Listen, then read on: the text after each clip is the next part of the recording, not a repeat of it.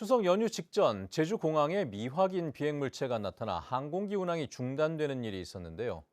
누군가 공항 근처에서 풍등을 날렸던 것으로 보인다며 공항공사가 경찰에 수사를 의뢰했습니다. 조인호 기자입니다.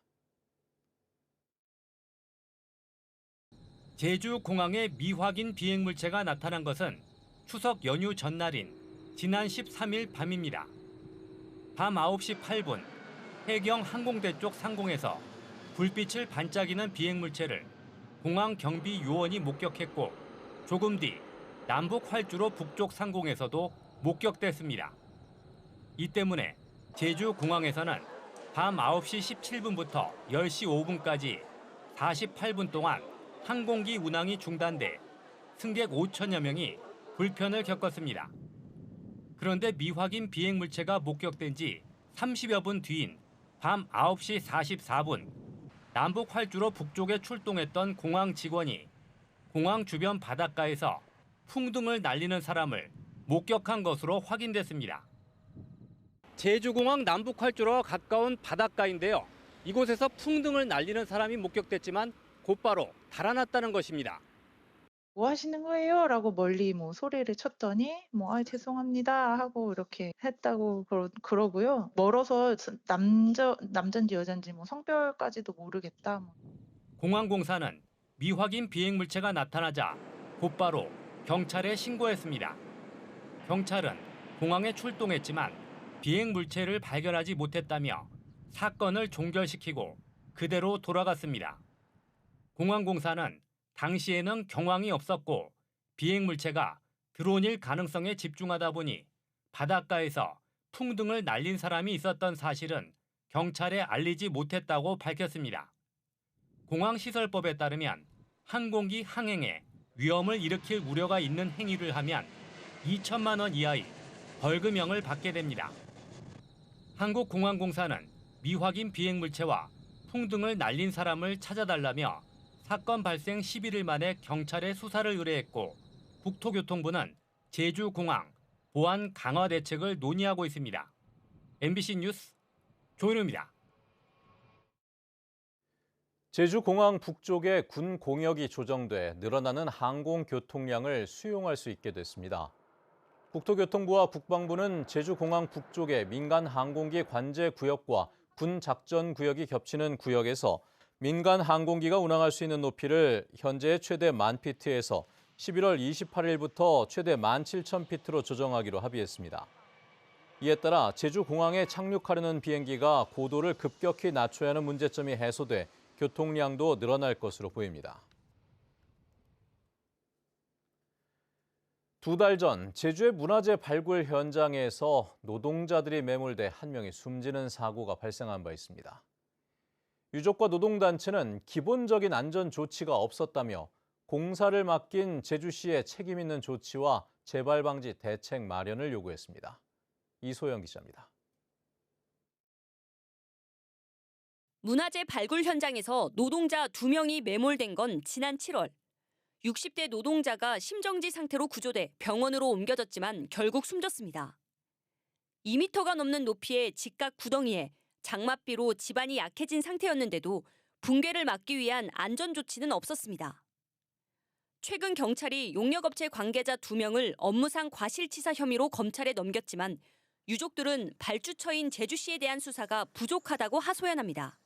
그때 현장에 누가 있었고 그 사람들의 진술이 어떻고 평소에 관리가 어떻게 되어 있었고 이런 조사들이 당연히 돼야 되는데 그런 부분에 대한 거는 우리한테 알려준 것도 없고 실제 어떤 수사가 됐는지도 알 수 없고. 노동단체들도 유족들과 함께 책임자 처벌 촉구에 나섰습니다. 제주시가 발주한 매장 유산 표본 조사에서 중대재해가 발생했는데도 2달이 넘도록 재발 방지 대책은커녕 책임 있는 조치가 없다고 꼬집었습니다. 산업안전보건법에 따르면 붕괴 위험이 높은 발굴 현장의 굴착 깊이는 1.5m가 넘지 않아야 하고 경사면은 수직이 아닌 사선을 유지해야 합니다.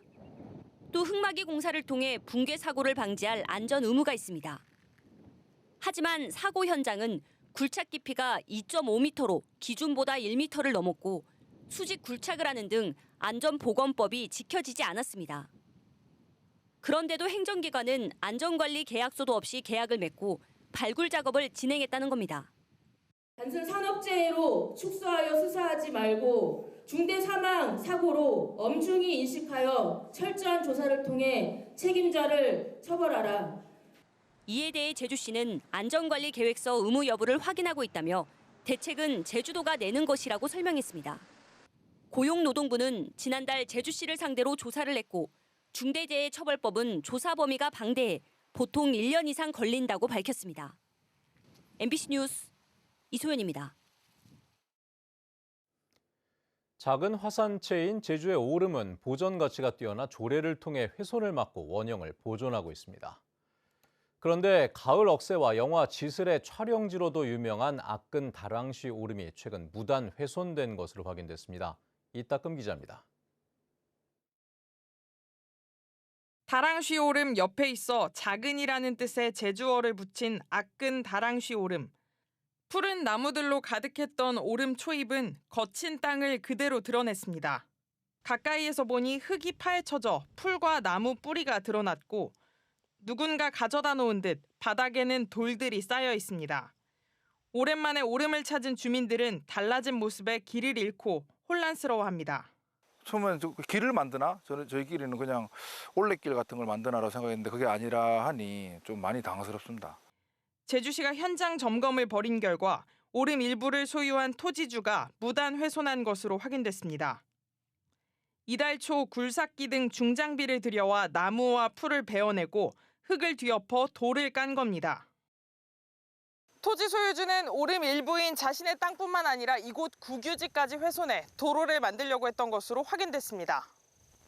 확인된 훼손 면적은 1,700제곱미터 정도. 지목이 임야로 된 400제곱미터는 자신의 땅이었지만 돌을 깔아 도로를 만들려고 한 1,300제곱미터는 국가 소유의 땅이었습니다. 국유재산인 땅을 허가 없이 사용하면 2년 이하의 징역이나 2천만 원 이하의 벌금에 처해질 수 있습니다.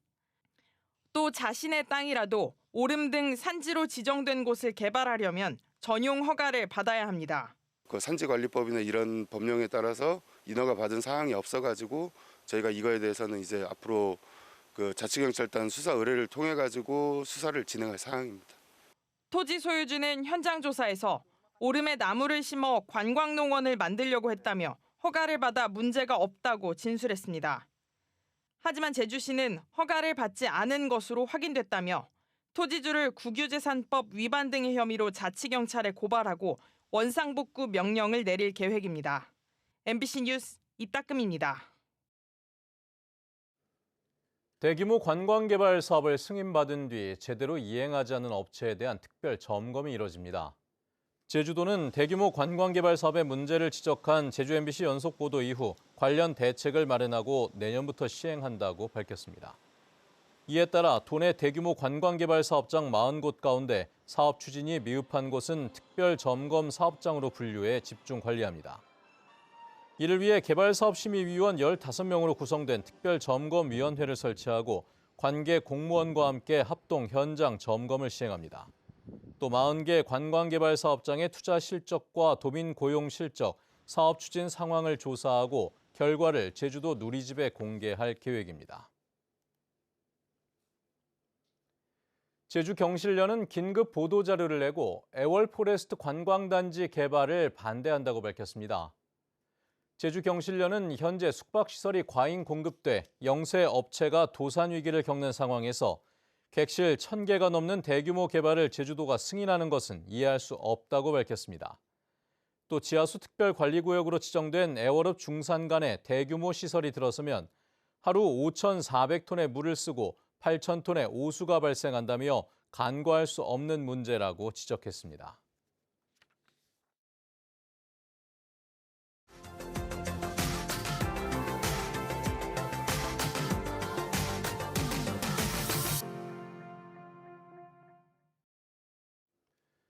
모두가 함께 써야 할 공영 주차장이나 공터에 오랫동안 주차된 이른바 알박기 캠핑카 때문에 불편을 겪는 시민들이 많습니다. 장기 주차된 차를 견인할 수 있는 법이 올해 7월부터 시행되고 있지만 상황은 나아지지 않고 있다고 합니다. 춘천 MBC 나금동 기자입니다. 춘천의 한 무료 공영 주차장. 캠핑카 여러 대가 줄지어 있습니다. 장기 주차된 이른바 알박기 캠핑카들입니다. 연락처조차 없습니다. 주차장을 이용하는데 얼마나 불편을 느끼는지 몰라요. 특히 장날은 여기 차가 다니질 못해. 도심 한복판, 경춘선 철로 아래에 있는 공터. 캠핑용 트레일러 여러 대가 한 칸마다 빼고 가게 주차돼 있습니다. 아이들 데리고 나왔을 때도 비켜서 가야 되고 그러니까 그런 게 좀 나쁘더라고요. 공터에 주차된 캠핑용 트레일러입니다. 보시다시피 바퀴에 이렇게 잠금 장치가 설치돼 견인을 하기에도 어려워 보입니다. 전화번호가 있는 차주에게 연락했더니 이런 답변이 돌아옵니다. 그냥 그쪽에 공터가 있으니까 놓는 거죠. 일반 아파트에서는 힘들죠. 받아주지도 않고. 지난 7월 10일 공영주차장에 한 달 넘게 주차된 차량을 지자체가 견인하거나 이동명령을 내릴 수 있도록 주차장법 개정안이 시행됐습니다. 하지만 단속은 어렵습니다. 실제로 개정안 시행 이후 2달 넘게 춘천시가 견인한 차량은 한 대도 없습니다. 92곳의 춘천 지역 공영주차장을 관리하는 인력은 단 1명.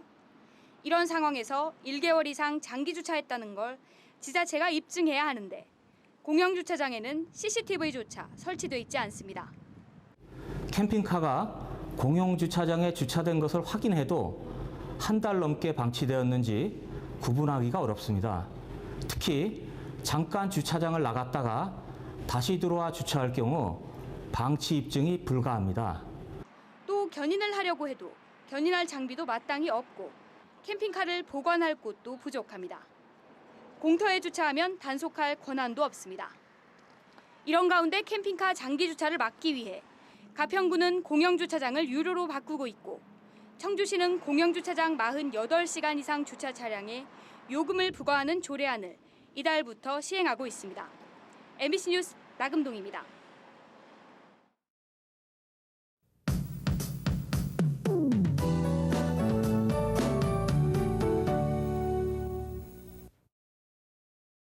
네, 걷기 좋은 계절이 이어지고 있습니다. 목요일 아침 출근길도 쾌청한데요. 한낮에는 가을볕이 강해서 오늘 낮 기온이 29도까지 오르겠고 평년보다 따뜻하겠습니다. 어제 기상청이 10월까지는 평년 기온을 웃도는 날씨가 이어질 것이라고 발표했는데요. 당분간 낮과 밤의 기온 차이가 7도 내외로 크게 벌어지겠습니다. 환절기 감기 조심하시기 바랍니다. 오늘 이동성 고기압의 영향으로 구름 낀 맑은 날씨를 보이겠습니다. 오후에는 5에서 20mm의 소나기가 잠깐 내리겠고요. 산간 지역은 대체로 흐리겠습니다. 목요일 아침 현재 기온입니다. 남부와 동부 지역 22도로 시작하고 있고요. 북부 지역 23도, 서부 지역 24도입니다. 산간 지역은 16도로 시작하고 있습니다. 낮 최고 기온은 어제와 비슷하겠는데요. 대부분 지역에서 29도까지 오르겠고 남부 지역은 30도 예상됩니다. 산간 지역은 23도 안팎에 그치면서 비교적 선선하겠습니다. 도서 지역도 하늘은 맑겠고요. 오늘 마라도와 가파도는 낮 기온이 30도까지 오르겠습니다. 우도는 오후에 소나기가 내리겠습니다. 오늘 바다의 물결은 제주도 전 해상에서 잔잔하게 일겠는데요. 항해하거나 조업 활동하기 무난하겠습니다. 다가오는 9월의 마지막 주말에도 완연한 가을 날씨가 이어지겠습니다. 다음 주 화요일에는 제주도에 비가 내릴 것으로 예상됩니다. 기상정보였습니다. 제주 지역의 청년 인구가 줄어들고 있습니다. 통계청 제주사무소에 따르면 제주 지역 19세에서 39세 사이 청년 인구는 2022년 기준 15만 4천 명으로 6년 전보다 3천 명 줄었고 청년 인구 비중도 23.7%로 2.2%포인트 낮아졌습니다. 청년들의 연간 소득은 41.5%가 2천만 원 미만이었고 배우자가 있는 청년 비중은 30%로 6년 전보다 8.3%포인트 낮아졌습니다. 오영훈 지사의 핵심 공약인 15분 도시 조성을 위한 조례가 제정됩니다. 제주도가 입법 예고한 15분 도시 조성과 지원에 관한 조례안에는 15분 도시를 도내 어디에 살든 동등한 기회와 삶의 질을 보장하는 사람 중심 도시로 규정했습니다. 또 5년 단위로 15분 도시 제주 전략 계획을 수립하고 분야별 추진 전략과 과제를 마련토록 했습니다. 제주도는 다음 달 15일까지 조례안에 대한 의견을 수렴하고 보완한 뒤 도의회에 제출할 계획입니다. 오영훈 도지사가 추자 해상 풍력 발전 사업을 추진하고 있는 노르웨이 국영기업인 에퀴노르 본사를 방문했습니다. 오 지사는 풍력 자원을 공공자원으로 관리하는 제주의 정책에 대한 이해가 필요하며 인재 양성과 일자리 창출 등 주민 수용성 확보 방안도 중요하다고 밝혔습니다. 에퀴노르 측은 지역의 인재를 양성하고 전문성을 키우는 부분을 중요하게 생각한다며 정부와 기업 간의 좋은 협력 방안이라고 밝혔습니다. 뱃길로 반려동물과 함께 제주 여행을 하는 여행객들에게 3만 원이 지원됩니다. 제주도와 제주관광협회는 제주 기점 뱃길 관광 활성화와 문화 정착을 위해 반려동물 동반 여행객에게 왕복 여행 시 1인당 3만 원을 지원한다고 밝혔습니다. 편도로 뱃길을 이용할 경우에도 15,000원을 지원합니다. 지원을 받으려면 여객 승선권과 여객선 내에서 촬영한 반려동물 사진 등 증빙 서류를 여행 종료 후 14일 안에 전자우편으로 전송하면 됩니다. 제주대학교 병원이 채용한 직원의 상당수가 임직원의 친인척인 것으로 나타났습니다. 더불어민주당 문정복 의원에 따르면 제주대 병원은 지난 2020년부터 지난달까지 최근 5년 동안 임직원의 친인척 87명을 채용했습니다. 이 가운데는 행정과 시설 관리직이 34명으로 가장 많았고 간호와 보건직이 32명, 의료기술 지원직이 19명이었고 의사와 약사도 1명씩이었습니다. 제주 제2공항 강행저지 비상도민회의는 제2공항 예정부지에서 환경부 멸종위기 야생생물 2급인 대흥란 서식지 한 곳을 발견했다고 밝혔습니다. 이들은 대흥란이 제2공항 예정부지 주변의 독자봉과 대수산봉에서도 발견됐고 앞으로 조사가 진행될수록 보존해야 할 종들이 많이 발견될 것이라며 제2공항 입지는 생태적으로 부적합하다고 주장했습니다.